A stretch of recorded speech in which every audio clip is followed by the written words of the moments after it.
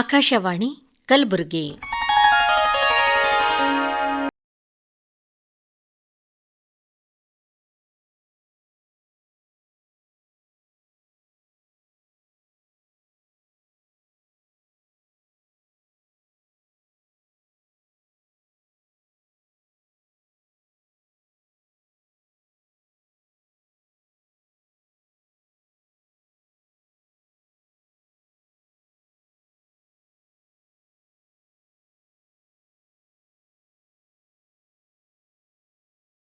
ಒಂಬತ್ತರಂದು ಆಕಾಶವಾಣಿ ಕಲಬುರಗಿ ಕೇಂದ್ರದಲ್ಲಿ ಸಾಹಿತ್ಯ ಅಕಾಡೆಮಿ ಮತ್ತು ಆಕಾಶವಾಣಿ ಕಲಬುರಗಿ ಸಹಯೋಗದೊಂದಿಗೆ ಸಾಹಿತ್ಯ ವೇದಿಕೆ ಕಾರ್ಯಕ್ರಮ ಕೇಳು ಕಥೆ ಅನೇಕ ಸಾಹಿತ್ಯ ಆಸಕ್ತರ ನಡುವೆ ಅತ್ಯಂತ ಯಶಸ್ವಿಯಾಗಿ ಜರುಗಿತು. ಕೇಳು ಕಥೆ ಕಾರ್ಯಕ್ರಮಕ್ಕೆ ಆಗಮಿಸಿದ ಸರ್ವರನ್ನು ಕಲಬುರಗಿ ಆಕಾಶವಾಣಿ ಕೇಂದ್ರದ ತಾಂತ್ರಿಕ ವಿಭಾಗದ ಮುಖ್ಯಸ್ಥರಾದ ಬಿ ಗೋಪಾಲ ನಾಯಕ್ ಅವರು ಸ್ವಾಗತಿಸಿದರು. ಎಲ್ಲರಿಗೂ ನಮಸ್ಕಾರಗಳು. ಸಾಹಿತ್ಯ ಅಕಾಡೆಮಿ ಮತ್ತು ಆಕಾಶವಾಣಿ ಕಲಬುರಗಿ ವತಿಯಿಂದ ಹಮ್ಮಿಕೊಂಡ ಸಾಹಿತ್ಯ ವೇದಿಕೆ ಕಾರ್ಯಕ್ರಮ ಕೇಳು ಕಥೆಗೆ ತಮಗೆಲ್ಲರಿಗೂ ಆತ್ಮೀಯ ಸ್ವಾಗತ. ಸಾಹಿತ್ಯ ಅಕಾಡೆಮಿಯ ಸದಸ್ಯರಾದ ಶ್ರೀ ಬಸವರಾಜ್ ಸಾದರ್ ಅವರಿಗೆ ಸ್ವಾಗತ. ಕೇಳುಕತೆ ಪ್ರಸ್ತುತ ಪಡಿಸಲು ಆಗಮಿಸಿರುವ ಶ್ರೀ ಎಚ್.ಡಿ. ಪೋತೇಜಿ, ಶ್ರೀ ಸಿದ್ದರಾಮ್ಜಿ, ಶ್ರೀಮತಿ ಸಂಧ್ಯಾಜಿ, ಶ್ರೀ ಮಹಂತೇಶ್ಜಿ, ಕಲಬುರಗಿ ಆಕಾಶವಾಣಿಯ ಸಹೋದ್ಯೋಗಿಗಳೇ, ಗಣ್ಯರೇ ಹಾಗೂ ಮಿತ್ರರೇ, ತಮಗೆಲ್ಲೂ ಕೇಳುಕತೆ ಕಾರ್ಯಕ್ರಮಕ್ಕೆ ತುಂಬು ಹೃದಯದ ಸ್ವಾಗತ.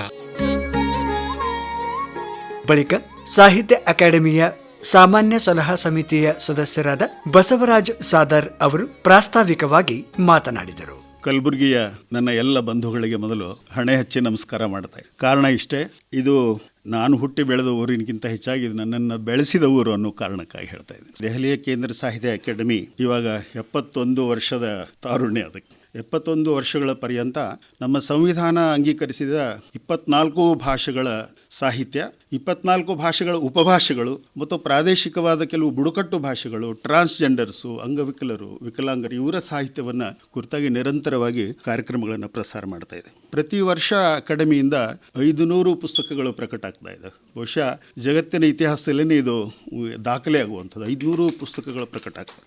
ಆಮೇಲೆ ಒಂದು ಎವರೇಜ್ ಪ್ರಕಾರ ಪ್ರತಿ ದಿವಸ ಇಂಡಿಯಾದಲ್ಲಿ ಕನಿಷ್ಠ 10 ಕಾರ್ಯಕ್ರಮಗಳು ನಡೀತಾ ಇರ್ತವೆ. ಪ್ರತಿ ದಿವಸ 10 ಕಾರ್ಯಕ್ರಮಗಳು ಅಕಾಡೆಮಿಯಿಂದ, ಅಂದರೆ ಬೇರೆ ಬೇರೆ ಭಾಷೆಯಲ್ಲಿ. ಇಷ್ಟೊಂದು ವ್ಯಾಪಕತೆಯನ್ನು ಹೊಂದಿರುವಂತಹ ಸಾಹಿತ್ಯ ಅಕಾಡೆಮಿ ಕರ್ನಾಟಕದಲ್ಲಿ ಕೂಡ ಸಾಕಷ್ಟು ಕೆಲಸಗಳನ್ನು ಮಾಡಿದೆ. ಹಲವಾರು ಕಾರ್ಯಕ್ರಮಗಳಲ್ಲಿ ಸಾಹಿತ್ಯದ ಸಂವಾದ ಇರ್ತದೆ, ಚರ್ಚೆ ಇರ್ತದೆ, ಸಾಹಿತ್ಯ ವೇದಿಕೆ ಅಂತ ಇರ್ತದೆ, ಮಹಿಳೆಯರ ಕಾರ್ಯಕ್ರಮಗಳಿದೆ, ಬೇರೆ ಬೇರೆ ಥರದ ಕಾರ್ಯಕ್ರಮಗಳು ಇಲ್ಲಿ ನಾವು ಹಮ್ಮಿಕೊಳ್ತಾ ಇದ್ದೇವೆ. ಈ 3 ವರ್ಷಗಳ ಪರ್ಯಂತ ಹಲವಾರು ಕಾರ್ಯಕ್ರಮಗಳನ್ನು ನಾನು ಈ ಥರ ಸೃಜನಶೀಲ ಪ್ರಕಾರಗಳಲ್ಲೇ ಮಾಡಿದ್ದರಿಂದ ಇಲ್ಲೊಂದು ಪ್ರಯೋಗ ಮಾಡೋಣ ಅಂತ ಪ್ರಯತ್ನ ಪಟ್ಟೆ. ಈ ಕೇಳು ಅನ್ನೋದೇ ನಿಮಗೆಲ್ಲ ಗೊತ್ತಿರುವ ಹಾಗೆ ಆಕಾಶವಾಣಿ ಶಬ್ದ ಇದು. ಓದು ಅನ್ನೋದು ಸಾಹಿತ್ಯದ ವಲಯದಲ್ಲಿ ಇದ್ದೇ ಇರ್ತದೆ. ಆದರೆ ಕೇಳು ಅನ್ನೋದು ಇದೆಯಲ್ಲ, ಒಂದು ಹೊಸ ಉಪಕ್ರಮವನ್ನು ಮಾಡಿ ನೋಡೋಣ ಅಂಥೇಳಿ ನಾನಿಲ್ಲಿ ಬಂದಿದ್ದೇನೆ. ಸಣ್ಣ ಕಥೆಗಳ ಲೇಖಕರು ಸಾಮಾನ್ಯವಾಗಿ ಕಥೆಗಳನ್ನು ಬರೆದು ಪ್ರಕಟಿಸಿ ಪುಸ್ತಕ ರೂಪದಲ್ಲಿ ಪತ್ರಿಕೆಯಲ್ಲಿ ಪ್ರಕಟಿಸಿದಾಗ ಓದುಗರ ಆಸಕ್ತಿ ಮೇಲೆ ಹೋಗ್ತದೆ, ಓದಬೇಕೋ ಬಿಡಬೇಕು ಅನ್ನೋದು. ಬಟ್ ಇಲ್ಲಿ ಈ ಓದುವಿಗೆ ಕೇಶರಾಜ ಹೇಳುವಾಗೆ ಒಂದು ಕೇಳೋದು ಮತ್ತು ಓದುವುದು 2 ರೀತಿಯ ಒಂದು ಅಭಿವ್ಯಕ್ತಿ ಕ್ರಮ ಇದೆಯಲ್ಲ. ಇಲ್ಲಿ ಕೇಳೋದಕ್ಕೆ ಹೆಚ್ಚು ಪ್ರಾಶಸ್ತ್ಯ ಕೊಟ್ಟು ಲೇಖಕರೇ ಓದುವ ಮೂಲಕ ಅದನ್ನು ಕೇಳಿಸ್ಬೇಕು ಅನ್ನುವಂಥ ಒಂದು ಅರ್ಥ ಇಟ್ಕೊಂಡು ನಾನು ಇದನ್ನು ಮಾಡಿದ್ದೇನೆ. ಒಂದು ರೀತಿ ಓದೋದು ಪರೋಕ್ಷ, ಓದಿಸೋದು ಅದು ಪ್ರತ್ಯಕ್ಷ ಅಂತ ನಾನು ಭಾವಿಸ್ಕೊಂಡಿದ್ದೆ. ಒಂಥರ ನನಗೆ ಖುಷಿ, ಯಾಕಂದರೆ ನನ್ನ ವೃತ್ತಿ ಜೀವನ ಶುರುವಾಗಿದ್ದು ಆಕಾಶವಾಣಿ ಗುಲ್ಬರ್ಗಾದಿಂದ. ಒಂದು ರಾಷ್ಟ್ರಮಟ್ಟದ ಒಂದು ಸೆಮಿನಾರ್ ಮಾಡಿದ್ವಿ, ವಿಚಾರ ಸಂಕಿರಣವಾಗಿ. ಒಂದು 100 ಜನ ಇಲ್ಲ ಕಿಕ್ಕಿರಿದು ಕೂಡಿಸಿದ್ವಿ. ಪ್ರೊಫೆಸರ್ ಶೇಷಗಿರಿ ರಾವ್ ಬಂದಿದ್ದಾರೆ, ಎಚ್.ಎಸ್. ರಾಘವೇಂದ್ರ ರಾವ್, ಎಚ್.ಎಸ್. ವೆಂಕಟೇಶ್ ಮೂರ್ತಿ, ಡಾಕ್ಟರ್ ಕಾಪ್ಸೆ, ಬಿದರ್ಕುಂದಿ ಅವ್ರನ್ನೆಲ್ಲ ಕರೆದು ನಾವು 20ನೇ ಶತಮಾನದ ಹೊಸಗನ್ನಡ ಸಾಹಿತ್ಯದ ಘಟ್ಟಗಳ ಬಗ್ಗೆ 7 ದಿವಸಗಳ ಸೆಮಿನಾರ್ ಮಾಡಿ ಇಲ್ಲಿಂದ ಲೈವ್ ಪ್ರಸಾರ ಮಾಡಿದ್ವಿ. ಪ್ರತಿ ದಿವಸ 4 ಗಂಟೆಯಿಂದ 5:30ವರೆಗೆ ನೇರ ಪ್ರಸಾರ ಮಾಡಿ ಅಲ್ಲಿ ಕೂಡ ಆಮಂತ್ರಿತರ ಜೊತೆಗೆ ಸಂವಾದ ಮಾಡೋ ರೀತಿಯೊಳಗೆ ಮಾಡಿ ಅದನ್ನು ಪುಸ್ತಕ ತಂದ್ವಿ. ಇವತ್ತು ಆ ಪುಸ್ತಕ ಕರ್ನಾಟಕದಲ್ಲಿ IAS KS ಮಾಡೋ ವಿದ್ಯಾರ್ಥಿಗಳೇ ಅದೊಂದು ದೊಡ್ಡ ದಾಖಲೆ ಇರುವಂಥ ಪುಸ್ತಕ. ಆಕಾಶವಾಣಿಯಲ್ಲಿ ಕೇಳು ಅನ್ನೋ ಶಬ್ದದ ಬಗ್ಗೆ ನಾನು ಹೇಳಬೇಕು. ನಾವು ಇದನ್ನು ಪ್ರಯೋಗ ಮಾಡಿದ್ದೀವಿ ಹಿಂದೆ. ಪಾಟೀಲ್ರಿಲ್ಲೇ ಶಾಂತರಸರ ಸಣ್ಣಗೌಡ ಸಾನಿ ಕಾದಂಬರಿಯನ್ನು ಕೇಳುವಿಕೆ ಮೂಲಕ ಅದನ್ನು ತಲುಪಿಸಿದರು. ಧಾರವಾಡದಲ್ಲಿ ನಾನು ಬಸವರಾಜ್ ಕಟ್ಟಿಮನೆಯವರ ಮಾಡಿದವರು ಮತ್ತು ಮಿರ್ಜಿ ಅಣ್ಣರಾಯರ ಅಶೋಕ ಚಕ್ರ ಕಾದಂಬರಿಗಳನ್ನು ಕೂಡ ನಾವು ಹಾಗೆ ಕೇಳಿಸುವ ಮೂಲಕ ತಲುಪಿಸಿದ್ವಿ. ಇದೇ ಒಂದು ಉಪಕ್ರಮ ಯಾಕೆ ಇಲ್ಲಿ ಆಗಬಾರ್ದು ಅನ್ನೋ ಕಾರಣಕ್ಕೆ ಇದು ಮೊಟ್ಟ ಮೊದಲನೇದಾಗಿ ಇಂಥ ಒಂದು ಕೆಲಸವನ್ನು ಇಲ್ಲಿ ಮಾಡ್ತಾ ಇದ್ದೇವೆ. ಇಂಥದ್ದೊಂದು ಮಾಡಬೇಕು ಅಂದಾಗ ನನ್ನ ಮೊದಲು ನೆನಪಾಯಿದ್ದು ಗುಲ್ಬರ್ಗ ಆಕಾಶವಾಣಿ. ನಮ್ಮ ಸಿದ್ದಣ್ಣ ಅವ್ರಿಗೆ ಫೋನ್ ಮಾಡಿದ ತಕ್ಷಣ ಅವರು ತುಂಬ ಆಸಕ್ತಿಯಿಂದ, ಸರ್ ನೀವು ಬನ್ನಿ, ಏನು ಬೇಕಾದ ನಾವು ಇಲ್ಲಿ ಪ್ರೊವೈಡ್ ಮಾಡೋದಕ್ಕೆ ರೆಡಿ ಇದ್ದೇವೆ ಅಂತ. ನಮ್ಮ ಗೋಪಾಲ್ ನಾಯ್ಕ್ ಇಂಜಿನಿಯರ್ ನೋಡಿ, ಅವರು ಕನ್ನಡದವರಲ್ಲ, ಅವ್ರು ಕನ್ನಡದಲ್ಲಿ ಸ್ವಾಗತ ಮಾಡಿದ್ದಾರೆ. ಅದಕ್ಕೆ ಅವ್ರಿಗೆ ನಾವು ಚಪ್ಪಾಳೆ ಮೂಲಕ ಅವ್ರಿಗೆ ಸಂತೋಷ ವ್ಯಕ್ತಪಡಿಸ್ತೀವಿ. ಈ ಸಣ್ಣ ಕಥೆಯ ಕೇಳುಕಥೆ ಇಲ್ಲೇ ಮಾಡೋದಕ್ಕೊಂದು ಕಾರಣ ಇದೆ. ಹೈದರಾಬಾದ್ ಕರ್ನಾಟಕ ಅಂತ ಕರೆಯೋದಿಲ್ಲ, ಕಲ್ಯಾಣ ಕರ್ನಾಟಕ ಒಂದು ರೀತಿ ಸಣ್ಣ ಕಥೆಗಳ ತವರು ಮನೆ ಆಗಿದೆ ಇವತ್ತು. ಈ ಭಾಗದಲ್ಲಿ ನಿರ್ಮಾಣ ಆಗ್ತಾ ಇರುವಂಥ ಸಣ್ಣ ಕಥೆಗಳ ಸತ್ವ ಸಂಖ್ಯೆ ಬಹುಶಃ ಬೇರೆ ಭಾಗದಲ್ಲಿ ಇಲ್ಲ, ಇದೆ ಬೇರೆ ಕಡೆ, ಆದರೆ ಇಷ್ಟು ಪ್ರಮಾಣದಲ್ಲಿ ಇಲ್ಲ. ಇಂಥ ನಾಡಿನಲ್ಲೇ ಇದೊಂದು ಪ್ರಯೋಗ ಆಗಲಿ ಅಂತ ನಾನು ಇಷ್ಟಪಟ್ಟು ಇಲ್ಲಿ ಮೊದಲು ಹಮ್ಮಿಕೊಂಡಿದ್ದೇನೆ. ಆಮೇಲೆ ಒಂದು ಎರಡು ಮಾತು ಹೇಳಬೇಕು. ನಮ್ಮ ಪಕ್ಕದ ಮಹಾರಾಷ್ಟ್ರದಲ್ಲಿ ಒಂದು ಪರಂಪರೆ ಇದೆ, ನಾನು ಅದನ್ನು ಒಂದೆರಡು ಕಡೆ ನೋಡಿದ್ರಿಂದ ಬಹುಶಃ ಎಷ್ಟೋ ಜನ ಕೇಳಿರ್ಬೋದು, ನೋಡಿರ್ಬೋದು. ಅಲ್ಲಿ ಕತೆ ಕಾದಂಬರಿಗಳನ್ನು ಆ್ಯಕ್ಟ್ ಮಾಡ್ತಾರೆ. ಆ್ಯಕ್ಟ್ ಅಂದರೆ ಅವರೇ ಬರೆದಿರ್ತಾರೆ, ಅದನ್ನು ಆ್ಯಕ್ಟ್ ಅಂದರೆ ಅದನ್ನು ಪ್ರೆಸೆಂಟ್ ಮಾಡ್ತಾರೆ. ಅದನ್ನು ಇದರಿಂದ ಆಗೋ ಲಾಭ ಏನಂದರೆ, ಒಬ್ಬ ಮೂಲ ಲೇಖಕನ ಆಶಯ, ಆತನ ಭಾವನೆಗಳೇನನ್ನೋದು ಆ ಲೇಖಕನೇ ಅದನ್ನು ಎನ್ಯಾಕ್ಟ್ ಮಾಡೋದ್ರ ಮೂಲಕ ಹೇಳೋದು. ಅಂಗಿಕ ಅಭಿನಯ ಮತ್ತು ಭಾಷಿಕ ಅಭಿವ್ಯಕ್ತಿ ಎರಡೂ ಕೂಡಿದಾಗ ಇನ್ನೊಂದು ಸ್ವಲ್ಪ ಅದು ಹೆಚ್ಚು ಪರಿಣಾಮಕಾರಿ ಆಗ್ತದೆ ಅಂತ ನಾನು ಅಂದ್ಕೊಂಡಿದ್ದೇನೆ. ಅಂತಹ ಒಂದು ಪ್ರಯೋಗ ಪಕ್ಕದ ರಾಷ್ಟ್ರದಲ್ಲಿರುವಾಗ ನಮ್ಮಲ್ಲಿ ಯಾಕೆ ಮಾಡಬಾರ್ದು ಅನ್ನೋ ಒಂದು ಸಣ್ಣ ಅಪೇಕ್ಷೆ ಇಟ್ಕೊಂಡು ಇದನ್ನು ಮಾಡ್ತಾಯಿದ್ದೆ. ನಂತರ ಕಾರ್ಯಕ್ರಮದ ಪ್ರಮುಖ ಘಟ್ಟ ಕೇಳು ಕಥೆ ಪ್ರಸ್ತುತಿ. ಇದರಲ್ಲಿ ಮೊದಲಿಗೆ HT ಪೋತೆ ಅವರು ತಮ್ಮ ಕಥೆಯನ್ನು ಪ್ರಸ್ತುತಪಡಿಸಿದರು. ಮಾದ ತುಂಬ ಬಡವ, ಗೌಡರ ಹೊಲಮನಿ ಜೀತದಾಳು. ದಿನನಿತ್ಯ ದುಡಿದು ಬರುವ ಹೊತ್ತಿಗೆ ಓದುವ ಮಗ ನಿದ್ದೆಗೆ ಜಾರಿರುತ್ತಿದ್ದ. ಹೆಂಡತಿ ಕಸ ಮುಸುರಿ ಮಾಡಿ ಗಂಡ ಬರುವ ದಾರಿಯತ್ತ ಮುಖ ಮಾಡಿ ಕುಳಿತಿರುತ್ತಿದ್ದಳು. ಗಂಡ ಬರುವಾಗ ಗೌಡರ ಮನೆಯಿಂದ ತಂಗಳ ಬಂಗಳ ತಂದಿದ್ರೆ ಸುಖವಾಗಿ ಊಟ ಮಾಡುತ್ತಿದ್ದರು. ತರಲಿಲ್ಲಂದ್ರೆ ಅದೇ ಕಟಿ ರೊಟ್ಟಿ ಚಟ್ನಿ ತಿಂದು ಸಮಾಧಾನ ಪಟ್ಟುಕೊಳ್ಳುತ್ತಿದ್ದರು.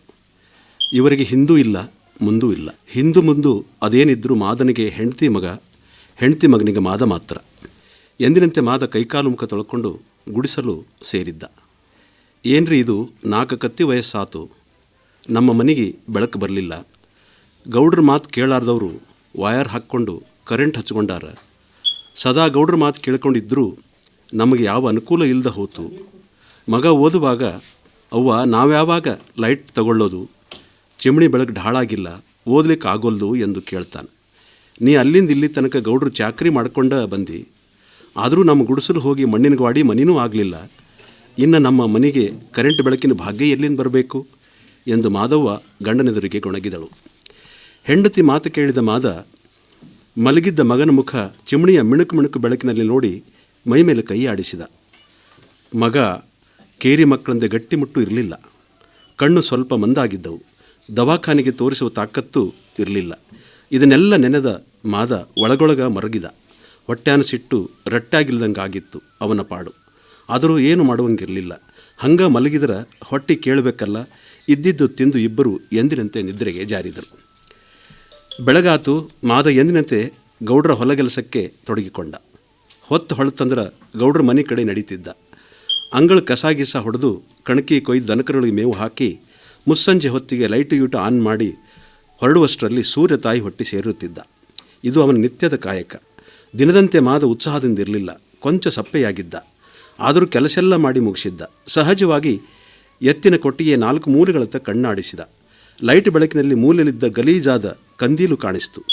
ಗೌಡ್ರು ಇದು ಬಳಸಲ್ಲಲ್ಲ, ನಾನ್ಯಾಕೆ ತಗೊಂಡು ಹೋಗಬಾರ್ದು, ಇದ್ರ ಬೆಳಕಲ್ಲಾದರೂ ಮಗ ಓದ್ಯಾನು, ತಗೊಂಡು ಹೋದ್ರೆ ಹೆಂಡತಿಗೂ ಖುಷಿ ಆಗ್ಬೋದು ಎಂದು ಲಘು ಬಗೆಯಿಂದ ಕಂದೀಲನ ಗ್ಲಾಸು ಕ್ಲೀನ್ ಮಾಡ್ತಾ ಕೂತಿದ್ದ.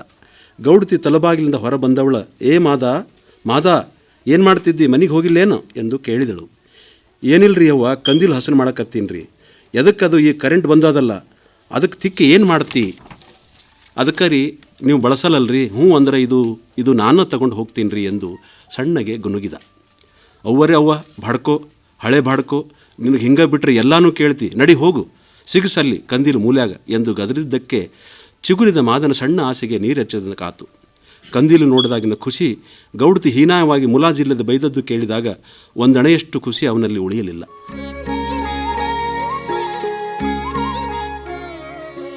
ಬಳಿಕ ತಮ್ಮ ಕಥೆಯೊಂದಿಗೆ ಕಥೆಗಾರರಾದ ಸಿದ್ದರಾಮ್ ಹೊನ್ಕಲ್. ಎಲ್ಲರಿಗೂ ನಮಸ್ಕಾರ. ದರೆ ಹತ್ತಿ ಉರಿದಡೆ ಅಂತೇಳಿ ನನ್ನ ಕಥೆಯ ಶೀರ್ಷಿಕೆ. ಒಡಲುಗೊಂಡವ ಹಸಿವ, ಒಡಲುಗೊಂಡವ ಹುಸಿವ, ನೀನೊಮ್ಮೆ ಒಡಲುಗೊಂಡು ನೋಡ ರಾಮನಾಥ ಅಂತೇಳಿ. ಯಾದಗಿರಿ ರೈಲು ನಿಲ್ದಾಣದಲ್ಲಿ ಮಲ್ಲಪ್ಪ ತನ್ನ ಹೆಂಡತಿ ಪಾರ್ವತಿ ಹಾಗೂ ಎದೆಯತ್ತರ ಬೆಳೆದ 2 ಗಂಡು ಮಕ್ಕಳ ಸಹಿತ ಬಟ್ಟೆ ಬರೆ ಗಂಟುಗಳು ಹಾಗೂ ಮನೆಯಾಗ ಉಳಿದಿದ್ದ ಜೋಳ ಗೋಧಿಟ್ಟು ಚೀಲದಾಗ ತುಂಬಿಕೊಂಡು ಬೆಂಗಳೂರಿಗೆ ಹೋಗುವ ಟ್ರೇನಿನ ಜನರಲ್ ಬೋಗಿ ಹತ್ತಲು ಬಂದು ಕುಂತಿದ್ದ. ರೈಲು ನಿಲ್ದಾಣದ ತುಂಬ ನಾನಾ ನಮನೆಯ ಜನವೋ ಜನ. ಇಷ್ಟು ಜನ ಎಲ್ಲಿಗೆ ಹೋಗ್ತಿರ್ಬೇಕು, ಯಾಕೆ ಹೋಗ್ತಿರ್ಬೇಕು, ಇವ್ರದ್ದು ಏನು ಕೆಲಸ, ಇವರೆಲ್ಲ ತನ್ನಂಗೆ ಬದುಕಲಾಗಿ ಬೆಂಗಳೂರಿಗೆ ಹೊಂಟಿರ್ಲಿಕ್ಕಿಲ್ಲ ಎಂದು ಆ ರೈಲು ನಿಲ್ದಾಣದ ತುಂಬಿಕೊಂಡಿದ್ದ ಜನಗಳನ್ನು ನೋಡಿ ಒಳಗೊಳಗೆ ಚಿಂತಿತ ಆಗಿದ್ದ. ಟ್ರೇನ್ ಯಾವಾಗ ಬರ್ತದ, ಅದ್ರಾಗ ಹತ್ಲಕ್ಕೆ ಜಾಗ ಸಿಗ್ತದೋ ಇಲ್ಲೋ ಎಂಬುದು ಮಲ್ಲಪ್ಪನ ಇನ್ನೊಂದು ಚಿಂತೆ ಆಗಿತ್ತು. ಈ ಮುಂಚೆ ದುಡಿಯಲು ಬೆಂಗಳೂರಿಗೆ ಹೋಗಿದ್ದ ತಮ್ಮದೇ ಓಣಿಯ ವಾರಿಗೆ ನಿಂಗಪ್ಪ ಕಟ್ಟಡ ಕಟ್ಟುವಲ್ಲಿ ತಮಗೆಲ್ಲರಿಗೂ ಕೆಲಸ ಹಾಗೂ ಇರಲು ಒಂದು ಶೆಡ್ಡು ಹಾಗೂ ಒಳ್ಳೆಯ ಕೂಲಿ ಕೊಡಿಸೋದಾಗಿ ಹೇಳಿದ್ದು ನಂಬಿಕೊಂಡು ಬೆಂಗಳೂರು ಹೋಗಲು ತಯಾರಾಗಿ ಕುಟುಂಬ ಸಹಿತ ಬಂದು ಕುಂತಿದ್ದ ಮಲ್ಲಪ್ಪ. ಪ್ಯಾಂಟು ಶರ್ಟು ಹಾಕಿಕೊಂಡು ದೊಡ್ಡ ಆಫೀಸರ್ ಹಂಗೆ ಕಾಣ್ತಿದ್ದ 4-6 ಮಂದಿ ಹತ್ತಿರ ಹೋಗಿ ವಿನಯದಿಂದ ದೈನ್ಯತೆಯಿಂದ ಕೇಳ್ತಿದ್ದ. ಯಪ್ಪ, ಟ್ರೇನ್ ಯಾವಾಗ ಬರ್ತದ, ಜನರಲ್ ಡಬ್ಬಿ ಎಲ್ಲಿ ಇರ್ತದ್ರಿ ಅಂತ ಕೇಳ್ತಿದ್ದ. ಒಬ್ಬಿಬ್ಬರು ಸರಿ ಉತ್ತರ ಕೊಟ್ರೆ ಒಬ್ಬಿಬ್ಬರು ಈ ಮಲ್ಲಪ್ಪನನ್ನು ಮೇಲಿನಿಂದ ಕೆಳಗಿನವರಿಗೆ ನೋಡಿ ಈ ಮನುಷ್ಯನ ಜೊತೆ ನಮ್ದೇನು ಮಾತು ಅಂತ ಗೊತ್ತಿಲ್ಲಪ್ಪ ಅಂತ ಹೇಳಿ ಸುಮ್ಮನಾಗ್ತಿದ್ರು. ರೈಲಿನ ಇಂಜನ್ ಇರ್ತದಲ್ಲ, ಅದರ ಮುಂದಿನ ಕಡೆ ಮತ್ತು ರೈಲಿನ ತೀರ ಹಿಂದಿನ ಕಡೆ, ರೈಲಿನ ಕೊನೆಯಲ್ಲಿ ಜನರಲ್ ಬೋಗಿಗಳು ಇರ್ತಾವ, ನೀವು ಪೂರ್ಣ ಮುಂದರ ಹೋಗ್ರಿ ಇಲ್ಲ ಕೊನೆಗೆ ಹಿಂದರ ಹೋಗ್ರಿ ಅಂತ ಹೇಳಿದವರ ಮಾತಿನಿಂದ ಸಮಾಧಾನಗೊಂಡ ಮಲ್ಲಪ್ಪ ತಮ್ಮ 4-6 ಬಟ್ಟಿ ಬರಿ ಗಂಟುಗಳು, ಟ್ರಂಕು, ಜೋಳ, ಗೋಧಿಟ್ಟಿನ ಚೀಲಗಳ ಜೊತೆ ಕುಟುಂಬದವರ ಸಹಿತ ಪೂರ ಮುಂದೆ ಹೋಗಿ ಬರುವ ರೈಲಿಗಾಗಿ ಕಾಯುತ್ತಿದ್ದ. ತಮ್ಮ ಊರಿನಲ್ಲಿರೋ ಸ್ವಂತ 6 ಎಕರೆ ಭೂಮಿಯಲ್ಲಿ ಒಕ್ಕಲುತನ ಮಾಡಿಕೊಂಡು ಹಾಸಿಗಿದ್ದಷ್ಟು ಕಾಲು ಚಚ್ಚಿಕೊಂಡು ಆರಾಮ್ಸೆ ಬದುಕ್ತಿದ್ದ ಕುಟುಂಬ ಈ ಮಲ್ಲಪ್ಪನದಾಗಿತ್ತು. ಹೆಂಡತಿ ಪಾರ್ವತಿ ಹಾಗೂ ಇಬ್ಬರು ಮದುವೆಗೆ ಬೆಳೆದು ನಿಂತ ಗಂಡು ಮಕ್ಕಳು ಸಹ ಆತನ ರೈತಾಪಿ ಕೆಲಸಗಳಿಗೆ ಆಸರೆಯಾಗಿದ್ದರು. ಹಾಗಾಗಿ ಆಜುಬಾಜಿನ 4 ಎಕರೆ ಭೂಮಿ ಸಹ ಪಾಲಿಗೆ ಮಾಡಿ ಬದುಕುವ ಸರಳ ಸಾದಾ ಸೀದಾ ಮನುಷ್ಯ ಅಂತ ತನ್ನ ಧರ್ಮದಹಳ್ಳಿ ಊರಾಗ ಗುರುತಿಸಿಕೊಳ್ಳುವ ಮೂಲಕ ಇದ್ದುದರಲ್ಲಿ ತನ್ನ ಬಾಳವೆ ಕಟ್ಟಿಕೊಂಡಿದ್ದ ಮಲ್ಲಪ್ಪ. ನಮ್ಮವ್ವ ಭೂಮಿ ತಾಯಿಗೆ ದುಡಿದದ್ದು ಎಂದೂ ಮೋಸ ಆಗೋದಿಲ್ಲ ಎಂಬ ನಂಬಿಕೆ ಆತನದು. ಅದು ಆತನ ಕುಟುಂಬದವರ ಪರಂಪರಾಗತ ನಂಬಿಕೆ ಸಹ ಆಗಿತ್ತು. ಈ ಭೂಮಿಯನ್ನು ನಂಬಿಕೊಂಡು ಬದುಕುವ ಪ್ರತಿಯೊಬ್ಬರ ನಂಬಿಕೆಯೂ ಇದೇ ಆಗಿರುತ್ತದೆ. ಆದರೆ ಮಳೆ ಮೇಲೆ ಅವಲಂಬಿತ ಆದವರ ಒಕ್ಕಲುತನ ಈ ಕೆಟ್ಟ ಬೀಜ, ಗೊಬ್ಬರ, ರಾಸಾಯನಿಕ ಕಾರಣಗಳಿಂದ ಕೈಕೊಟ್ಟಿತ್ತು. ಸಾಲದ ಸುಳಿಗೆ ಸಿಲುಕಿ ನಲುಗಿ ಹೋಗಿದ್ದ ಮಲ್ಲಪ್ಪ ದುಡಿದು ಬದುಕಲು, ಸಾಲ ತೀರಿಸಿ ಋಣಮುಕ್ತ ಆಗಲು ಬೆಂಗಳೂರಿಗೆ ಹೊರಟು ನಿಂತಿದ್ದ. ಆನಂತರ ಈ ಭಾಗದ ಮಹಿಳಾ ಕಥೆಗಾರ್ತಿ ಸಂಧ್ಯಾ ಹೊನ್ಗುಂಟಿಕರ್ ಅವರು ತಮ್ಮ ಕಥೆಯನ್ನು ಪ್ರಸ್ತುತಪಡಿಸಿದರು. ನಿಸರ್ಗದ ಎಲ್ಲ ಕಾಲಗಳ, ಋತುಗಳ ಚಾಷ್ಟಿ ತಿಳಿದಂಥ ಪ್ರಾಣಿ ಪಕ್ಷಿಗಳೇ ಇಷ್ಟು ಗೊಂದಲದಾಗ ಬಿದ್ದಾಗ ದಿನದಿಂದ ದಿನಕ್ಕೆ ಪರಿಸರ ಬಿಟ್ಟು ದೂರ ದೂರ ಹೋಗ ಈ ಮನುಷ್ಯರಿಗೆ ಹೆಂಗೆ ಗೊತ್ತಾದೀತು ನಮ್ಮೂರಿನ ಬಿಸಿಲಿನ ಆಟ? ಹೊತ್ತ ಮುಳುಗತನ ಟೈಮಿನ ಖಬರ್ ಇಲ್ಲದಂಗೆ ಬುಟ್ಟ್ಯಾಗ ಸಿಮೆಂಟ ಉಸುಕ ಹೊತ್ತ ಮಾದೇವಿ ದೇಹ ಬಸವಳದಿತ್ತು. ಉರಿ ಬಿಸಿಲಿನ ಝಳಕ್ಕೆ ಮಾರಿ ಬಗ್ಗುಟ್ಟಿದಾಗೆಲ್ಲ ಬೋರಲ್ಲಿ ನೀರಿಗೆ ಪೈಪಿಗೆ ಮಾರಿ ಒಡ್ಡಿ ಕ್ಷಣ ಹೊತ್ತು ನಿರಂಬಳಾಗ್ತಿದ್ಲು. ಮಾರಿ ಒರೆಸ್ಲಕ್ಕ ಸೀರೆ ಸೆರಗು ಬುಷರ್ಟಿನ ಒಳಗೆ ಅಡ್ಕೊಂಡಿತ್ತು. ಬೊಗ್ಸಿ ಒಡ್ಡಿ ಹೊಟ್ಟಿ ತುಂಬ ನೀರು ಕುಡಿದು ಒದ್ದಿ ಮಾರಿಲೇನೆ ಮನೆ ಕಡೆ ನಡೆದ್ಲು. ಶಾಲ್ಯಾಗ ಟೀಚರು ಏನೋ ಮಾಡ್ಕೊಂಬಾ ಅಂತ ಹೇಳ್ಯಾರಂತ. ರಟ್ಟ ಪಟ್ಟ ಅಂಟು ಬಣ್ಣದ ಪೇಪರು ಏನೇನೋ ತರಬೇಕಂತ. ಅದಕ್ಕೆ ರೊಕ್ಕ ಬೇಕಂದಿತ್ತು ಕೂಸು. ಇವತ್ತರ ಪಗಾರ ಆಗ್ತದ ಅಂತ ಎಷ್ಟೋ ತನ ಕಾಯ್ದೆ. ಆದ್ರೆ 1 ಪೈಸಾ ಹುಟ್ಟಲಿಲ್ಲ. ಅಕ್ಕೋರ್ ಬಲ್ಯಾಗ ಕೇಳಿದ್ರೆ ಅವರು ಈಗೀಗ ಮನ್ಯಾಗ ನಗದು ರೊಕ್ಕನೇ ಇಡಲ್ಲಂತ. ಕಳ್ತನ ಭಾಳ ಆಗ್ಯಾದಂತ ಫೋನ್ನಾಗೆ ಇಡ್ತಾರಂತ. ಫೋನಿಗೆ ಹಾಕ್ರಿ ಅಂತ ಹೇಳೋ ಮಂದೆ ನಂದೇ ಹತ್ರ ಫೋನು ಹೇಳಿ ಕೇಳಿ ಸುಡ್ಗಾಡ ಮಸಕ್ ಬಟನ್ ಫೋನು ಟೊಯ್ ಟೊಯ್ ಅಂತ ಆವಾಜ್ ಬಿಟ್ರೆ ಏನು ಬರಲ್ಲ. ಅದ್ರಾಗೇನು ರೊಕ್ಕ ಕುಂದಿರ್ತಾವ ಎಂದು ವಿಚಾರ ಮಾಡ್ತಾ ಹೊಂಟ ಒಳಗೆ ಪಾರ್ವತಿ, ಯಾಕತ್ತಿ ತಡ ಆಯ್ತಲ್ಲ ಬರ್ಲಕ್ಕ ಅಂತ ಕೇಳಿದ್ಲು. ಆದ ಶನಿವಾರ ಪಗಾರ ಆಗಿಲ್ಲವ, ಇವತ್ತರ ಮಾಲಕರು ಬರ್ತಾರೇನೋ ಅಂತ ದಾರಿ ನೋಡಿದೆ. ಬೆಳಕು ನಿಂತ ಬಿಟ್ಟಿತ್ತು. ಹಾಗಾಗಿ ಹೊತ್ತಾಗಿದ್ದು ತಿಳಿಲಿಲ್ಲವಿ ಎನ್ನುತ್ತಾ ಮನೆ ಮೂಲಿಗೆ ತಿರುಗಿದ್ಲು. ಸೀರೆ ಮೇಲೆ ತೊಟ್ಟ ಬುಷರ್ಟ್ ಕಳೆದು ಚಟ ಜಾಡಿಸಿ ಗೂಟಕ್ಕೆ ಸಿಗಿಸಿದ್ಲು. ಸುರುಸುರುವ ಈ ಗಂಡಸರ ಅಂಗಿ ಹಾಕ್ಕೊಲಿಕ್ಕೆ ಬಲೆ ನಾಚಿಗೆ ಬರ್ತಿತ್ತು.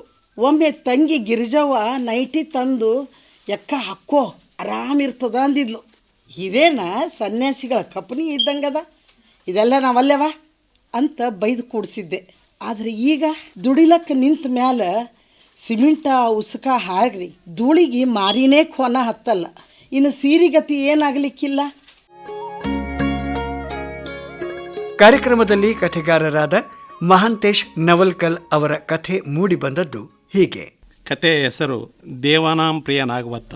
ಎಲ್ಲರಿಗೂ ತಲೆಗೇನದ, ಕಳಿಂಗ ಯುದ್ಧದಿಂದ ಅಶೋಕ ದೇವಾನಾಂ ಪ್ರಿಯನಾಗಿ ಓದ್ತಾ ಹೋಗ್ತಾನೆ ಅಂತದು. ಬಟ್ ನನ್ನ ಕಥೆಯಲ್ಲಿ ಅದಕ್ಕಿಂತ ಪೂರ್ವದಲ್ಲೇ ಆಗಿದ್ದ ಅಂತ ಅನ್ನೋದು ಒಂದು ಸ್ಟೋರಿ ಇದೆ. ಆ ಹಿನ್ನೆಲೆಯಲ್ಲಿ ಈ ಕತೆ. ಆ ಹುಡುಗ ಅರಮನೆಯ ಒಳ ಪ್ರವೇಶಿಸಿದೊಡನೆ ಅಶೋಕ ಸಾಮ್ರಾಟರ ಮೈಯಲ್ಲಿ ವಿದ್ಯುತ್ ಸಂಚರಿಸಿದಂತಾಯಿತು. ಎಲ್ಲೋ ನೋಡಿದ ಮುಖ, ಬುದ್ಧ ಗುರುವಿನ ಕಿವಿಗಳಂತೆ ಕಿವಿಗಳು ಅಗಲವಾಗಿವೆ. ತೇಜೋಪುಂಜವಾದ ಮುಖಕಮಲದಲ್ಲಿ 2 ಶಾಂತ ಆರತಿಯಂತೆ ಉರಿಯುತ್ತಿರುವ ಬೆಳಕಿನ ಕಂಗಳು.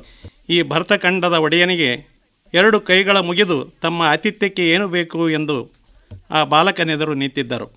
ಆ ಹುಡುಗ ಕ್ಷಣ ನಕ್ಕು ಆತಿಥ್ಯದ ಪದವನ್ನು ತನ್ನ ಮುಂದೆ ಹೇಳಿದ್ದಕ್ಕೆ ಮತ್ತೆ ಕೇಳಿದ್ದಕ್ಕೆ ಅಲ್ಲೇ ಮೂಲೆಯಲ್ಲಿದ್ದ ನೀರಿನ ಹೊಂಡದಲ್ಲಿ ಕಿವಿ ತೊಳೆದುಕೊಂಡು ಬಂದು ಮತ್ತೆ ಆಸೀನನಾದ. ಬೌದ್ಧ ಧರ್ಮದಲ್ಲಿ ಆತಿಥ್ಯ ಎಂಬ ಪದಗಳಿಗೆ ಅಂತಹ ಮಹತ್ವವಿಲ್ಲ. ಆಹಾರಕ್ಕಾಗಿ ಭಿಕ್ಷಾಟನೆ, ಶಯನಕ್ಕಾಗಿ ವಿಹಾರ, ದೇಗುಲಗಳು, ತೃಷೆಗಾಗಿ ಬೊಗಸೆ ನೀರು, ಇಷ್ಟು ಸಾಕು. ಆ ಹುಡುಗನ ಕಣ್ಣು ಮೂಲೆಯಲ್ಲಿ ನೇತು ಹಾಕಿದ್ದ ಖಡ್ಗದತ್ತ ಹೊರಳಿತು. ದೊಡ್ಡದಾದ ಖಡ್ಗವದು. ಅದರ ಮೇಲೆ ದೊಡ್ಡದಾದ ಅಕ್ಷರಗಳಿಂದ ಬರೆದಿತ್ತು: ಮೌರ್ಯ ಯುವರಾಜ ಕುಮಾರ ಸ್ವರ್ಗವಾಸಿ ಸುಶೀಮನೆಂಬ ಮಹಾಯೋಧನನ್ನು ಸಂಹರಿಸಿದ ಖಡ್ಗವದು. ಇದು ಕೊಲ್ಲಿರುವವನು ತನ್ನ ಪರಮವೈರಿಯ ಬಗ್ಗೆ ಮಹಾಯೋಧ ಸ್ವರ್ಗವಾಸಿ ಎಂದು ಬರೆದ ಗುಣವಿಶ್ಲೇಷಣ ಅದಾಗಿತ್ತು. ವೈರಿ ಸತ್ತ ಮೇಲೆ ಅಥವಾ ಇಲ್ಲವಾದಾಗ ಎದುರಾಳಿಗೆ ಆತನ ಗುಣಧರ್ಮಗಳಿಗೆ ಗೋಚರಿಸುವಂತೆ ಹಾಗೆಯೇ ಸಾಮ್ರಾಟ ಅಶೋಕರು ತಮ್ಮ ವೈರಿ, ಪ್ರತಿಸ್ಪರ್ಧಿ ಎಲ್ಲಕ್ಕಿಂತ ಹೆಚ್ಚಾಗಿ ತನ್ನ ಅಣ್ಣನನ್ನು ತಾವೇ ರುಂಡ ಚೆಂಡಾಡಿ ಬೆಂಕಿಯಲ್ಲಿ ಭಸ್ಮ ಮಾಡಿದರೂ ಆತನನ್ನು ಸ್ವರ್ಗವಾಸಿಯನ್ನಾಗಿ ಮಾಡಿದ್ದರು. ಈ ಎಲ್ಲ ಹಿರಿಯ ಕಥೆಗಾರರ 4 ಕಥೆಗಳ ನಂತರ ಕಾರ್ಯಕ್ರಮದಲ್ಲಿ ಭಾಗವಹಿಸಿದ್ದ ಸಾಹಿತ್ಯ ಆಸಕ್ತರು ತಮ್ಮ ಅನಿಸಿಕೆಗಳನ್ನು ವ್ಯಕ್ತಪಡಿಸಿದರು. ಮೊದಲಿಗೆ ಡಾಕ್ಟರ್ ಸ್ವಾಮಿರಾವ್ ಕುಲಕರ್ಣಿ ತಮ್ಮ ಕಥೆಗಳನ್ನು ಪ್ರಸ್ತುತಪಡಿಸಿದ್ದಾರೆ. ಅವುಗಳ ವಿಮರ್ಶೆ ಮಾಡುವಂಥ ಸಮಯ ಇದಲ್ಲ. ಒಟ್ಟಾರೆ ನನ್ನ ಅಭಿಪ್ರಾಯ ಪ್ರಕಾರ 3 ಕಥೆಗಳು ಸಾಮಾಜಿಕ ಚಿಂತನೆಯ ಕಥೆಗಳು ಆಗಿದ್ದವು. ಅದು ಗ್ರಾಮೀಣ ಬದುಕಿನ ಚಿಂತನೆಯ ಕುರಿತಿರುವಂಥದ್ದು ಕಥೆ ಆಗಿರುವುದರಿಂದ, ಮತ್ತು ಇನ್ನೊಂದು ಭಾಳ ಲೋಕಲ್ಲವರು ವಿಶಿಷ್ಟ ಒಂದು ಕಥೆ ಅದು ದೇವಾನಾಂ ಪ್ರಿಯ. ನಮ್ಮ ಮಸ್ಕಿ, ನಮ್ಮ ಊರ ಹತ್ತಿರ ಮಸ್ಕಿಯಲ್ಲಿ ದೇವಾನಾಂ ಪ್ರಿಯ ಅನ್ನುವಂಥದ್ದು ಈ ಮಸ್ಕಿಯ ಶಿಲಾಶಾಸನದಿಂದನೇ ಅಶೋಕನಿಗೆ ಈ ರೀತಿ ಹೆಸರಿದೆ ಅನ್ನುವಂಥದ್ದು ಗೊತ್ತಾಯಿತು ಅಂತ ನಾವು ಚಿಕ್ಕ ಮಕ್ಕಳಿರುವಾಗ ಓದಿದ್ವಿ. ಈಗಲೂ ಬಹುಶಃ ಅದೇ ಇರಬೇಕು ಅಂತ ಅನ್ಕೊಂಡಿನಿ. ಏನಿಲ್ಲ, ಭಾಳ ಸುಂದರವಾಗಿದ್ದು 3 ಕಥೆಗಳು. ತಮ್ಮ ತಮ್ಮ ಕ್ಷೇತ್ರಗಳಲ್ಲಿ ಅವರು ತಮ್ಮ ಶೈಲಿ, ಭಾಷೆ, ವಸ್ತು, ತಂತ್ರ ಎಲ್ಲವುಗಳನ್ನು ಸಮರ್ಪಕವಾಗಿ ಮಾಡಿದ್ದಾರೆ ಅಂತ ಅಂದ್ಕೊಂಡಿದ್ದೀನಿ. ಆಲ್ಬರ್ಟ್ ಐನ್ಸ್ಟೈನ್ ಬರಿತಕ್ಕಂಥ ಒಂದು ಮಾತು: ನಿಮ್ಮ ಮಕ್ಕಳು ಬುದ್ಧಿವಂತರಾಗಬೇಕಾಗಿದ್ದರೆ ಅವರಿಗೆ ನಿತ್ಯ ಕಥೆಗಳನ್ನು ಹೇಳಿ, ನಿಮ್ಮ ಮಕ್ಕಳು ಹೆಚ್ಚು ಬುದ್ಧಿವಂತರಾಗಬೇಕಾಗಿದ್ದರೆ ನಿತ್ಯ ಅವರಿಗೆ ಹೆಚ್ಚು ಕಥೆಗಳನ್ನು ಹೇಳಿ ಅಂತಾರೆ. ಇದು ಕಥೆಯ ಒಂದು ಕೈಯಲ್ಲಿರುವಂಥ ಒಂದು ಸತ್ವ. ಇದು ಜನಪರ ಮತ್ತು ಜನಪ್ರಿಯ 2 ಪ್ರಕಾರಗಳಲ್ಲಿ ಈ ಕಥೆ ಬರೋದರಿಂದಾಗಿ. ಆದ್ರೆ ಒಂದು ಕೇಳೋ ಕಥೆ ಕೇಳಿದ್ವಿ ನಾವು, ಆದರೆ ಅವ್ರು ಹೇಳಲಿಲ್ಲ, ಓದಿದ್ರು. ಇದು ಒಂದು ಪ್ರಯೋಗ ಮಾಡಿರಿ ಅಂತೀನಿ ನಾನು 76ರಲ್ಲಿ ಇಲ್ಲಿ ಗುಲ್ಬರ್ಗ ವಿಶ್ವವಿದ್ಯಾಲಯ ಜಾನಪದ ಯೋಜನೆಯಿಂದ ಜನಪದ ಕಥೆಗಳ ಸಂಗ್ರಹಕಾರ ಅಂತ ಹೋಗಿದ್ದೆ. ಒಬ್ಬ ಮಾನಪ್ಪ ಬಡಿಗೇರ್ ಅನ್ನುವಂಥ 80 ವರ್ಷದ ಮುದುಕ 68 ಕಥೆಗಳನ್ನು ಹೇಳಿದ್ದನು ರೀ. ಅವಾಗೇನು ಇರಲಿಲ್ಲ, ಕೂತ್ಕೊಂಡು 15 ದಿನ ಬರ್ಕೊಂಡಿದ್ದೆ ನಾನು. 68 ಕಥೆ, ಎಲ್ಲ ಕಥೆಗಳನ್ನು ಹೇಳ್ತೀವಿ, ಆದರೆ ಕಥೆಗಳನ್ನು ನಾವು ಓದೋದು ಬಿಟ್ಟು ಕೊಟ್ಟು ಹಾಗೆ ಹೇಳೋದಕ್ಕೆ ಆಗೋದಿಲ್ಲ. ಆ ಒಂದು ಹಿನ್ನೆಲೆಯಲ್ಲಿ ಚಿಂತನೆ ಮಾಡಬೇಕಾದ್ದು ಈ ಕಥಾ ಪ್ರಪಂಚ. ಮಹಾಭಾರತದಲ್ಲಿ ಭಾಳ ಪ್ರಸಿದ್ಧವಾಗಿ ಒಂದು ಕಥೆಯನ್ನು ನಾವು ಯಾವಾಗಲೂ ನೆನಪಿಸ್ತಾ ಇರ್ತೀವಿ, ಮಕ್ಕಳಿಗೆ ಹೇಳ್ತೀವಿ. ಕೃಷ್ಣ ತನ್ನ ತಂಗಿ ಸುಭದ್ರೆ ಮೊದಲ ಗರ್ಭಿಣಿಯಾದಾಗ ಆಕೆಯನ್ನು ಕರ್ಕೊಂಡು ತವರು ಮನೆಗೆ ಹೆರಿಗೆಗೆ ಕರ್ಕೊಂಡು ಬರೋ ಸಂದರ್ಭದಲ್ಲಿ ಆ ಗರ್ಭಿಣಿಯಾದಂಥ ಸುಭದ್ರೆ ಅಣ್ಣಕ್ಕೆ ಕೇಳ್ತಾಳೆ, ಕೃಷ್ಣಗೆ ಟೈಮ್ ಪಾಸ್ ಆಗುವಲ್ತು, ಏನಾದರೂ ಕಥೆ ಹೇಳು ಅಂತ ಹೇಳ್ತಾಳೆ. ಆಗ ಕೃಷ್ಣ ಒಂದು ಕಥೆ ಹೇಳ್ತಾನೆ. ಅದು ಯಾವ ಕಥೆ ಅಂದರೆ, ಮುಂದೆ ನಡೀತಕ್ಕಂಥ 18 ದಿನಗಳ ಕುರುಕ್ಷೇತ್ರ ಯುದ್ಧದಲ್ಲಿ ದ್ರೋಣಾಚಾರ್ಯರು ಪಾಂಡವರನ್ನು ಸೋಲಿಸೋದ ಸಲುವಾಗಿ ಯಾರನ್ನಾದರೂ ಅರ್ಜುನ ಕೊಲ್ಲಬೇಕು ಅನ್ನೋದಕ್ಕಾಗಿ ಮಾಡಿದಂಥ ಚಕ್ರವ್ಯೂಹ ಕೋಟೆಯ ಕಥೆಯನ್ನು ಹೇಳ್ತಾರೆ. ಆ ಕಥೆಯ ಪ್ರವೇಶ ಹೇಗೆ ಅನ್ನೋದನ್ನು ಅಲ್ಲಿ ಹೇಳ್ತಾ ಇರ್ತಾರೆ. ಹೂ ಅನ್ಬೇಕು ನೋಡವನು ಏನೋ ತಂಗಿಗೆ ಹೇಳಿರ್ತಾನೆ, ನಾವಂತಿನ ಅಣ್ಣ ಅಂತ ಆಕೆ ಹೊಂದಿರ್ತಾಳೆ, ಹೂ ಅಂತಿರ್ತಾಳೆ. ಈತ ಮುಂದೆ ನೋಡಿ ರಥ ತಾನೇ ಹೊಡಿತಿರ್ತಾನೆ ಕೃಷ್ಣ. ಯಾಕೋ ಅನುಮಾನ ಬಂದು ಧ್ವನಿ ಚೇಂಜ್ ಆಯ್ತಲ್ಲ ಅಂತ ತಿರುಗಿ ನೋಡ್ತಾನೆ. ಸುಭದ್ರೆ ಮಲಿಗೆ ಬಿಟ್ಟಿರ್ತಾಳೆ, ಆದರೆ ಹೂ ಅನ್ನುವ ಧ್ವನಿ ಬರ್ತಿರ್ತದೆ. ಆ ಸುಭದ್ರೆಯ ಹೊಟ್ಟೆಯಲ್ಲಿರುವ ಮಗು ಎಲ್ಲಿ ಕೃಷ್ಣ ಕಥೆಯನ್ನು ನಿಲ್ಲಿಸಿಬಿಡ್ತಾನ ಅಂಥೇಳಿ ಅದು ಹೂ ಅಂತಿರ್ತದಂತೆ. ಯಾವಾಗ ಇದು ಮಗು ಕೇಳ್ತಾ ಇದೆ ಹೂ ಅಂತ ಎಂಬುದು ಕೃಷ್ಣನಿಗೆ ಗೊತ್ತಾಕ್ಷರ ಕಥೆಯನ್ನು ನಿಲ್ಲಿಸಿಬಿಡ್ತಾನೆ. ಒಳಗೆ ಪ್ರವೇಶದವರೆಗೆ ಹೋಗಿರ್ತಾನೆ, ಆದರೆ ಪ್ರವೇಶದ ಹೊರಗೆ ಬರುವಂಥ ಕಥೆಯನ್ನು ನಿಲ್ಲಿಸಿಬಿಡ್ತಾನೆ. ಮುಂದೆ ಅದೇ ಮಗು ಅಭಿಮನ್ಯು ಆಗ್ತಾನೆ, ಚಕ್ರವ್ಯೂಹ ಸೇರ್ತಾನೆ, ಆದರೆ ಹೊರಗೆ ಬರೋದಕ್ಕಾಗೋದಿಲ್ಲ, ಅವನಿಗೆ ಸತ್ತು ಹೋಗ್ತಾನೆ ಅನ್ನುವಂಥ ಕಥೆ. ಕಥೆಗಾರರು, ನಾಟಕಕಾರರು ಆದ ಡಾಕ್ಟರ್ ವಿಕ್ರಮ್ ವಿಸಾಜಿ ಅವರು ತಮ್ಮ ಅನಿಸಿಕೆಗಳನ್ನು ಹಂಚಿಕೊಂಡರು. ಒಂದಂತೂ ನಿಜ, ನಮ್ಮ ಕತೆಗಳ ಭಾಷೆಗೂ ಮತ್ತು ನಮ್ಮ ಕೇಳುವ ಮನಸ್ಸಿಗೂ ಏನೋ ಒಂದು ದೊಡ್ಡ ಕಂದರ ಸೃಷ್ಟಿ ಆಗ್ತಾ ಇದೆ.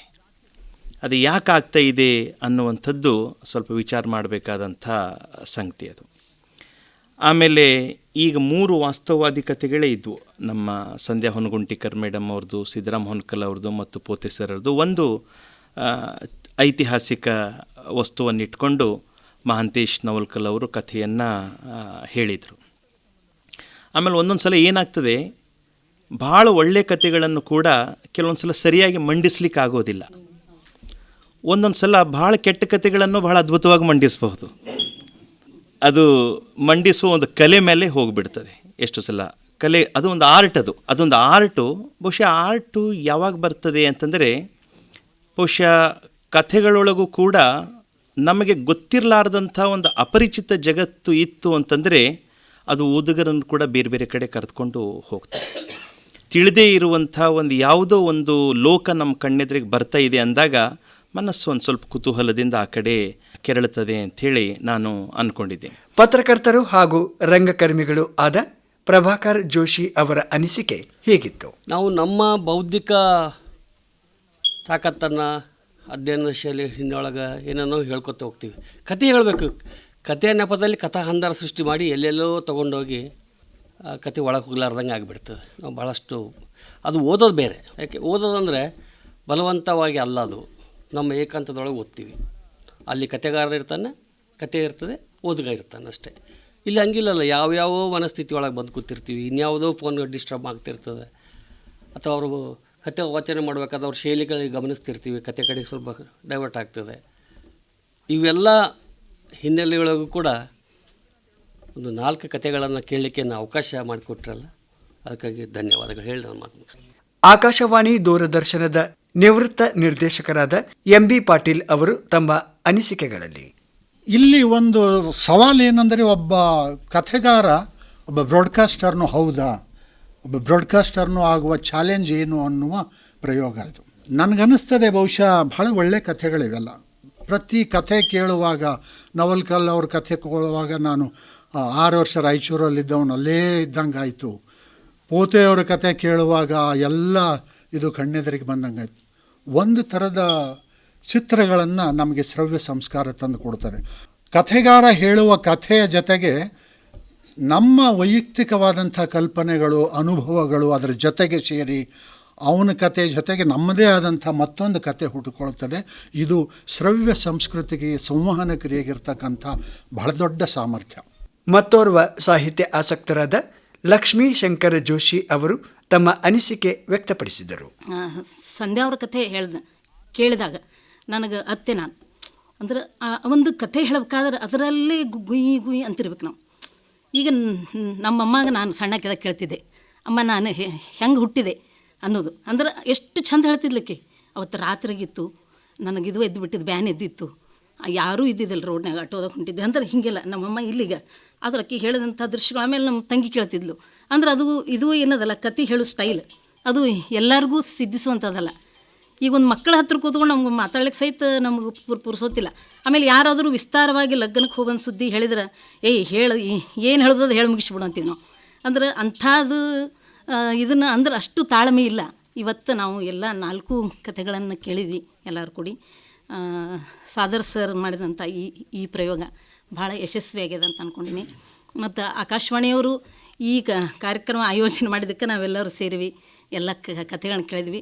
ಮತ್ತು ಮೇಲೇನೂ ಇಂಥ ಪ್ರಯೋಗಗಳಾಗಲಿ, ನಮ್ಮನ್ನೆಲ್ಲ ಕರೀರಿ ಅಂತ ಹೇಳ್ತಾ ನಾನು 2 ಮಾತು ಮುಗಿಸ್ತೀನಿ. ನಮಸ್ಕಾರ. ಸಾಹಿತಿ ಶ್ರೀಶೈಲ್ ನಾಗರಾಳ್ ಅವರ ಕೇಳುಕಥೆ ಕುರಿತ ಅನಿಸಿಕೆ ಹೀಗಿತ್ತು. ಇವತ್ತಿಗೂ ಸ್ವಾತಂತ್ರ್ಯ ಬಂದು 7-8 ದಶಕಗಳು ಗತಿಸಿ ಹೋದರೂ ಕೂಡ ಇವತ್ತು ನಾವು ನಮ್ಮ ಬದುಕಿಗೆ ಏನೆಲ್ಲ ಪಡಿಬೇಕನ್ನೋದನ್ನು ಹೋರಾಟದ ಮೂಲಕನೇ ಪಡಿಬೇಕಾದಂಥ ಸ್ಥಿತಿ ಇದೆ. ಅದರೊಳಗೆ ಸೇರಿಕೊಳ್ಳುವ ರಾಜಕಾರಣ ಮತ್ತು ಬೇರೆ ಬೇರೆ ಎಲ್ಲದರಿಂದ ಇವತ್ತು ನಾವು ಕೂಡ ಅನೇಕ ಸಂಕಷ್ಟದೊಳಗೆ ಕತಂತ್ರ, ಉದಾಹರಣೆಗೆ ಮಾದನ ಕರೆಂಟ್ ಕತಂತ್ರ, ಅದು ವಾಸ್ತವಿಕ ಕೂಡ ಹೌದು.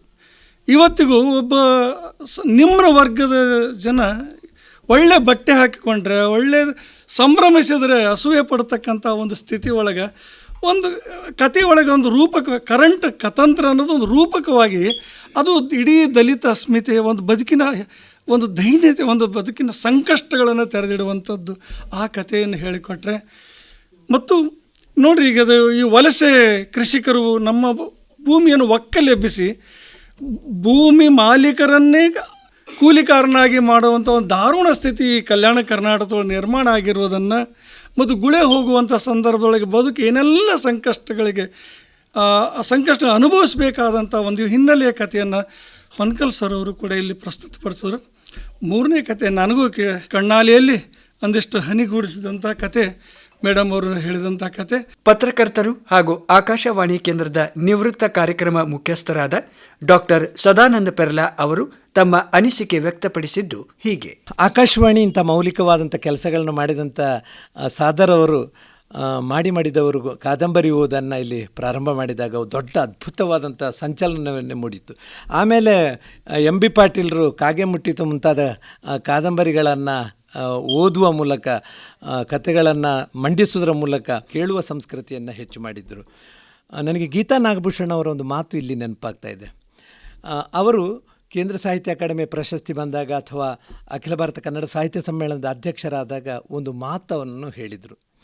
ನಾವು ಅವರ ಸಂದರ್ಶನ ಮಾಡಿದಾಗ, ಮೇಡಮ್ ನಿಮಗೆ ಈ ಒಂದು ಇಂಥ ದೊಡ್ಡ ಸ್ಥಾನ ಸಿಕ್ಕಿದೆ, ಅಖಿಲ ಭಾರತ ಕನ್ನಡ ಸಾಹಿತ್ಯ ಸಮ್ಮೇಳನದ ಸ್ಥಾನ ಸಿಕ್ಕಿದೆ, ಏನು ಅನ್ನಿಸ್ತದೆ ಅಂತ ನಾವು ಆಕಾಶವಾಣಿಗೆ ಸಂದರ್ಶನ ಮಾಡಿದಾಗ ಅವರು ಮೊಟ್ಟ ಮೊದಲು ಹೇಳಿದ ಒಂದೇ ಒಂದು ಮಾತು, ಇದಕ್ಕೆಲ್ಲ ಕಾರಣ ಆಕಾಶವಾಣಿ ಅಂತ. ಯಾಕೆ ಅಂತ ಹೇಳಿದರೆ, ಆಕಾಶವಾಣಿ ಕಥೆಗಳನ್ನು ಬರೆಸದಿದ್ದರೆ ನಾನು ಕಥೆಗಾರ್ತಿ ಆಗ್ತಿರಲಿಲ್ಲ, ಕಾದಂಬರಿಕಾರ್ತಿ ಆಗ್ತಾ ಇರಲಿಲ್ಲ ಅಂತ ಅಂದರು. ಇವತ್ತು ಕೂತ 4 ಜನರು ಕೂಡ ಪ್ರಸಾರ ಮಾಡಿದವರು. ಇವರು ನ್ಯಾಷನಲ್ ಲೆವೆಲ್ನಲ್ಲಿ ಗುರುತಿಸ್ಕೊಂಡವರು. ನಾನು ಖರವೇಂದ್ರ ತಪ್ಪು ನಾಟಕವನ್ನು ಮೇಡಮ್ ಅವ್ರದ್ದು ಸಂಧ್ಯಾ ಹೊನಗಂಟುಕರದ್ದು ನಾನು ಮತ್ತು ರಘು ಅವರು ಪ್ರೊಡಕ್ಷನ್ ಮಾಡಿದಾಗ ನಮಗೊಂದು ರೀತಿಯ ಥ್ರಿಲ್, ಒಂದು ರೀತಿ ನಮಗೆ ರೋಮಾಂಚನ ಆಗಿತ್ತು. ಆ ಕಥೆಗೆ ರಾಜ್ಯ ಮಟ್ಟದ ಪ್ರಥಮ ಪ್ರಶಸ್ತಿ, ಆವಾಗ ಸಾದರ್ ಸರ್ ಅವರು ನನ್ನ ಗುರುಗಳು ಅಲ್ಲೇ ಇದ್ದರು, ರಾಷ್ಟ್ರ ಮಟ್ಟದಲ್ಲಿ ಅದಕ್ಕೆ ಪ್ರಶಸ್ತಿ ಬಂದು. ಅಂದರೆ ನಾನು ಏನು ಹೇಳ್ತಾ ಇದ್ದೇನೆ ಅಂದರೆ, ಕಲ್ಯಾಣ ಕರ್ನಾಟಕ ಭಾಗದಲ್ಲಿರುವಂಥ ಸಾಹಿತಿಗಳು, ಬರಹಗಾರರು, ಕಥೆಗಾರರು ಎಷ್ಟು ಮೌಲಿಕವಾಗಿರ್ತಕ್ಕಂಥ ಕಥೆಗಳನ್ನು ಬರೆಯಬಲ್ಲರು ಅನ್ನೋದಕ್ಕೆ ಸಾಕ್ಷಿಯಾಗಿ ಈ 4 ಇವತ್ತು ನಮಗೆ ನಮ್ಮ ಎದುರು ಕೂತಿದ್ದಾರೆ. ಕಾರ್ಯಕ್ರಮದಲ್ಲಿ ಪಾಲ್ಗೊಂಡಿದ್ದ ಡಾಕ್ಟರ್ ಜಯದೇವಿ ಗಾಯಕ್ವಾಡ್ ಅವರು ತಮ್ಮ ಅನಿಸಿಕೆಗಳಲ್ಲಿ, ನಾನು ಕಂಡುಕೊಳ್ತಕ್ಕಂಥದ್ದು ಸಂಧ್ಯಾ ಹೊನಗುಂಟಿಯವರು ಅಲ್ಲಿ ಅಜ್ಜಿ ಪಾತ್ರ ಬಂದಾಗ ಅಜ್ಜಿ ಥರ ಮಾತಾಡ್ತಾಯಿದ್ರು. ಅವರು ಆ ಭಾಷೆಯ ಧ್ವನಿಯನ್ನು ನಡಗಿಸ್ತಾ ಇದ್ದರು. ಹೀಗಾಗಿ 3 ಕಥೆಗಳಲ್ಲಿ ಮಹಿಳಾ ಪ್ರಧಾನವಾಗಿರ್ತಕ್ಕಂಥ ಕತೆ ಸಂಧ್ಯಾ ಹೊನಗಂಟಿಕರ್ ಅವರು ಭಾಳ ಅಚ್ಚುಕಟ್ಟಾಗಿ. ಆಮೇಲೆ ನನಗಿಷ್ಟವಾದಂಥ ಕತೆ ನವಲ್ಕರ್ ಸರ್ ಅವರು. ಇವತ್ತಿನ ವರ್ತಮಾನದ ವಿಷಯವನ್ನು ಇಟ್ಕೊಂಡು ಯುದ್ಧ ನಡೀತಾ ಇದೆ ಇವತ್ತು. ಆ ಯುದ್ಧವನ್ನು ತಿರಸ್ಕರಿಸಿರ್ತಕ್ಕಂಥ ಅಶೋಕನ ಕಥೆಯನ್ನು ಇಟ್ಕೊಂಡು ಭಾಳ ಒಂದು ಚರಿತ್ರಾತ್ಮಕವಾಗಿರ್ತಕ್ಕಂಥ ಕಥೆಯನ್ನು ಇಟ್ಕೊಂಡಿದ್ದಾರೆ. ಆಮೇಲೆ ಹೊನ್ಕಲ್ ಅವ್ರದ್ದು ಕೂಡ ನಮ್ಮ ಬದುಕು ಇವತ್ತು ಜನಸಾಮಾನ್ಯರ ಬದುಕು ಯಾವ ರೀತಿ ಆಗ್ತಾಯಿದೆ, ನಾವೆಲ್ಲ ಇವತ್ತು ಕೃಷಿ ಪ್ರಧಾನವಾಗಿರ್ತಕ್ಕಂಥ ರಾಷ್ಟ್ರ ಇದ್ದರೂ ಕೂಡ ಕೃಷಿಯನ್ನು ಬರಡು ಮಾಡಿಕೊಂಡು ಮತ್ತೆ ವಲಸೆ ಹೋಗ್ತಕ್ಕಂಥ ಪರಿಸ್ಥಿತಿ ಇವತ್ತು ಬಂದಿದೆ. ಆನಂತರ ಇವತ್ತು ಒಬ್ಬ ದಲಿತರು ಅವಕಾಶಗಳನ್ನು ಹೇಗೆ ಪಡೆದುಕೊಳ್ಳಲಿಕ್ಕೆ ಎಷ್ಟು ವರ್ಷ ಬೇಕಾಗ್ತದೋ ಅನ್ನುವಂಥದ್ದು ಕಥೆಯನ್ನು ಪೋತಿಯವರು ಇಟ್ಕೊಂಡು ಬರೆದಿದ್ದಾರೆ. ಹೀಗಾಗಿ 4 ಕಥೆಗಳು ಕೂಡ ಬಹಳ ವಾಸ್ತವಿಕ ಚಿತ್ರಣವನ್ನು ಧ್ವನಿಸುವಂತಹ ಕಥೆಗಳು. ಬಳಿಕ ಸಾಹಿತ್ಯ ಅಕಾಡೆಮಿಯ ಸಾಮಾನ್ಯ ಸಲಹಾ ಸಮಿತಿಯ ಸದಸ್ಯರಾದ ಬಸವರಾಜ್ ಸಾದರ್ ಅವರು ಸಮಾರೋಪದ ನುಡಿಗಳನ್ನು ಹಂಚಿಕೊಂಡರು. ಅವ್ರ ಕಥೆ ಓದಿದ ನಂತರ ಆದ ಚರ್ಚೆ ನಿಜವಾಗೂ ಭಾಳ ಅರ್ಥಪೂರ್ಣ ಆಯಿತು. ನಿಜವಾಗೂ ನನಗೆ ಭಾಳ ಹಿಡಿಸಿ, ನಾವು ಸಾಮಾನ್ಯವಾಗಿ ಬಾಯಿ ಬಿಚ್ಚೋದಿಲ್ಲ, ನಮ್ಮ ಮನಸ್ಸುಗಳನ್ನು ಹಂಚ್ಕೊಳ್ಳೋದು ಈ ಥರ ಅಂತ ಅನಿಸ್ತದೆ. ಎಷ್ಟು ಅದ್ಭುತವಾದ ವಿಚಾರಗಳು ವಿಕ್ರಮ್ ಹೇಳಿದ್ದು ಮತ್ತು ಸ್ವಾಮಿರಾವ್ ಸರ್ ಹೇಳಿದ್ದು ನೋಡಿದರೆ, ಕಥೆ ಅನ್ನೋದು ಎಷ್ಟು ಅದ್ಭುತವಾದ ಒಂದು ಸಾಹಿತ್ಯ ರೂಪ ಅಂತ. ಸೊ ಸಣ್ಣ ಕಥೆಯ ಪ್ರಪಂಚದಲ್ಲಿ ಹೊಸ ಹೊಸ ಸಾಧ್ಯತೆಗಳು ಬೇಕಾದಷ್ಟಿವೆ ಅನ್ನೋದಕ್ಕೆ ಇದನ್ನು ಹೇಳ್ತೇನೆ. ಇದು ಕೇಳು ಕಥೆ ಕೂಡ ಆ ರೀತಿಯಲ್ಲಿ ಮುಂದುವರಿಯಲಿ, ಬೇರೆ ಕಡೆ ಇದನ್ನು ಪ್ರಯತ್ನ ಮಾಡೋಣ. ಕಾವ್ಯ ವಾಚನ ಥರ ಕಥಾವಾಚನಕ್ಕೂ ಒಂದು ಹೊಸ ಉಪಕ್ರಮವನ್ನು ಆರಂಭಿಸೋಣ ಅನ್ನೋ ಹಿನ್ನೆಲೆಯಲ್ಲಿ ಇಷ್ಟೊಂದು ಪ್ರೀತಿಯಿಂದ ನೀವು ಸಹೃದಯರಾದ ನೀವೆಲ್ಲ ಬಂದಿದ್ದೀರಿ. ನಿಮಗೆ ನಿಜವಾಗೂ ಹೃದಯದಾಳದ ನಮಸ್ಕಾರಗಳನ್ನು ಸಲ್ಲಿಸ್ತೇನೆ. ನಮ್ಮ ಈ ಕಥೆಗಾರರಿಗೆ ವೈಯಕ್ತಿಕವಾಗಿ ನಾನು ನನ್ನದೇ ಆದಂಥ ಒಂದು ಕೊಡ್ತೇನೆ. ಮತ್ತೊಮ್ಮೆ ನಿಮ್ಮೆಲ್ಲರಿಗೂ ಧನ್ಯವಾದಗಳನ್ನು ಹೇಳ್ತೇನೆ.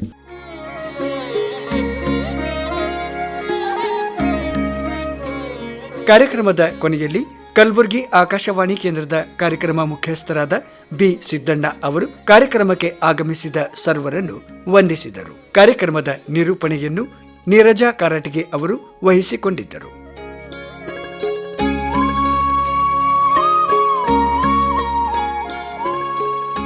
ಸಾಹಿತ್ಯ ಅಕಾಡೆಮಿ ಮತ್ತು ಆಕಾಶವಾಣಿ ಕಲಬುರಗಿ ಸಹಯೋಗದೊಂದಿಗೆ ಕಳೆದ ಮೇ 9ರಂದು ಆಕಾಶವಾಣಿ ಕಲಬುರಗಿ ಕೇಂದ್ರದಲ್ಲಿ ನಡೆದ ಸಾಹಿತ್ಯ ವೇದಿಕೆ ಕಾರ್ಯಕ್ರಮ ಕೇಳು ಕಥೆ ಕುರಿತು ಬಾನುಲಿ ವರದಿ ಕೇಳಿದಿರಿ. ಪ್ರಸ್ತುತಿ ಲಕ್ಷ್ಮೀಕಾಂತ್ ಪಾಟೀಲ್. ನಿರ್ಮಾಣ ಬಿ ಸಿದ್ದಣ್ಣ.